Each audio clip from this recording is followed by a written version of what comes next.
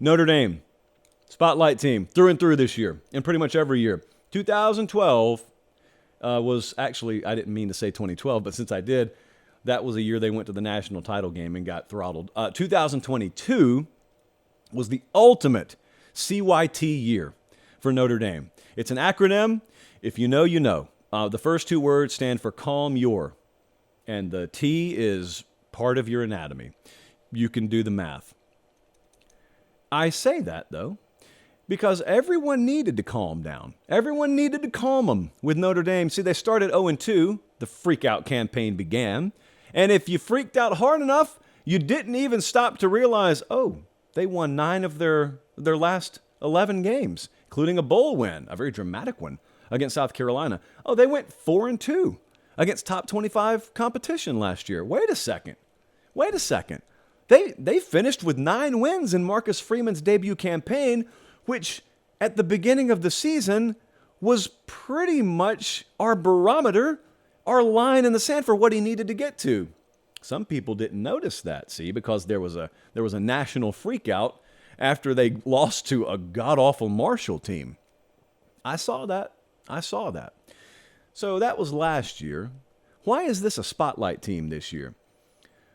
Well, the first thing I'm curious about with Notre Dame is what is this quarterback acquisition going to do for them? Sam Hartman.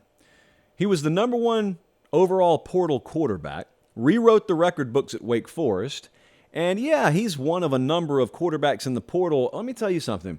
This portal cycle wasn't nearly as beefy as a lot of people expected it to be, but Sam Hartman's one of the exceptions. That's a quarterback that's going to make instant impact. This year in South Bend, Indiana, the only question is to what degree is the impact. They were 98th in pass yards per game last year. I can't promise you much of anything, but I can promise you they're going to be a lot better than that as long as he's healthy, even if they lose Tommy Rees as an offensive coordinator and did a national search to promote the tight ends coach as the new coordinator. We've already gone down that road. So yeah, we're going to have a new look offense there. I just wonder what kind of precedent it sets. You know, I don't think when the transfer portal started to become a thing, I didn't hear many people talk about Notre Dame as being one of the big beneficiaries from this. I think folks thought Notre Dame was going to be what Clemson voluntarily has been, which is someone who kind of drives by the transfer portal and waves at it but doesn't really use it. Well, they've used it, and that goes along with back-to-back top 12 recruiting finishes so far under Marcus Freeman. And also, you got to remember, they're a spotlight team for me because they impact so much more of the country. This is not a conference team because they're not in one period. They play USC, spotlight team. They play Ohio State this year, again, in week 4 at home. They play Clemson this year again in week, whatever that is, way down there on November 4th, and they go to Clemson. Great home schedule for the Tigers this year for a change. Talked about that the other night. They normally have nothing, and now all of a sudden they get Florida State at home in a big year, and then they also get Notre Dame at home. So anyway, maybe a spotlight program. Hey, maybe we'll do a Clemson mood tracker later in this show. Marcus Freeman is another reason why this is a spotlight team. Marcus Freeman, you need to understand something. I don't think a lot of people who are outside of Notre Dame circles get this. So when Brian Kelly was at Notre Dame, they tolerated him because he won, but they never felt like he embraced Notre Dame. They felt like they just put up with each other because the results were good enough. It's like having a really, really ornery cook in the kitchen, but the meal tastes really good. So you avoid confrontation, but there's some things about him you don't like. There's some things about you he doesn't like, but it's just we'll let it rest for now. And then the cook left the kitchen.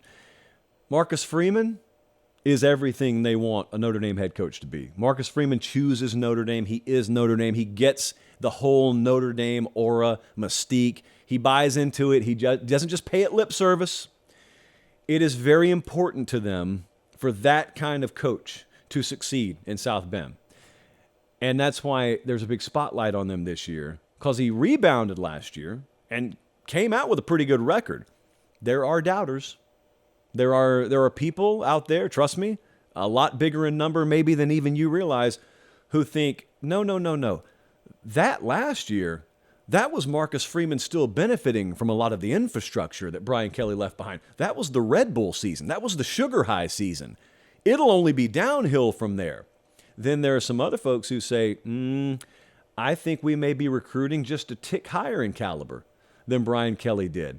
I think maybe we got a guy that's a little more serious and also ingrained into the culture of Notre Dame. I think it's only onward and upward from here. I think we're going to be a national title contender. And by the way, we just went out and got a quarterback better than we had been playing with under Brian Kelly. You see how the two camps kind of clash? I keep looking down at this piece of paper. There are like 3 things written on it, and one is that stat I just read you, 98th in pass yards per game. Notre Dame's a spotlight team. I don't know what Preview Magazine season holds for us, frankly, but I don't know that I'm going to hear a lot of Notre Dame playoff talk. And they got a tough schedule, which, again, is one of the big myths in college football. And I don't even have time to get into this tonight. Maybe we'll do it on the next show, but I don't know where it comes from. I used to believe in it until I actually opened a bit of research or did a bit of research on it. This notion that Notre Dame doesn't play tough competition is baffling to me. It's hardly ever been true in recent history. Well, Josh, they play Navy every year. Well, yeah, they do. Well, Josh, they go play Army sometimes. Okay. Well, haven't you seen? I mean, they play Stanford. Yeah. Same folks saying that have an FCS team on their schedule, by the way. I don't care about the 3 worst teams you play. I care about the 5 or 6 best ones you play. Did you not just hear me say they got Ohio State, Clemson, and Southern Cal on the schedule this year?